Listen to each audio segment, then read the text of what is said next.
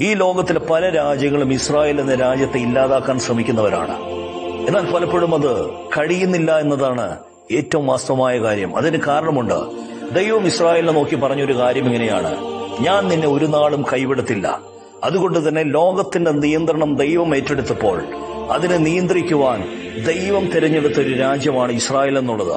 അതുകൊണ്ട് ദൈവത്തിന്റെ പദ്ധതികൾ പൂർണ്ണമാകുന്നതുവരെ ഇസ്രായേൽ എന്ന രാജ്യത്തെ തുടച്ചു നീക്കുവാനോ തോൽപ്പിക്കുവാനോ ഈ ലോകത്ത് ഒരു മാനുഷിക ശക്തിക്കും ഒരു രാജ്യത്തിനും കഴിയില്ല എന്നുള്ളതാണ് വാസ്തവം എന്ന് പറയുന്നത്. ഇസ്രായേൽ എന്ന രാജ്യത്തിൽ നിന്നാണ് ദൈവത്തിന്റെ എല്ലാ ചരിത്രങ്ങളും പുറത്തു വന്നത്.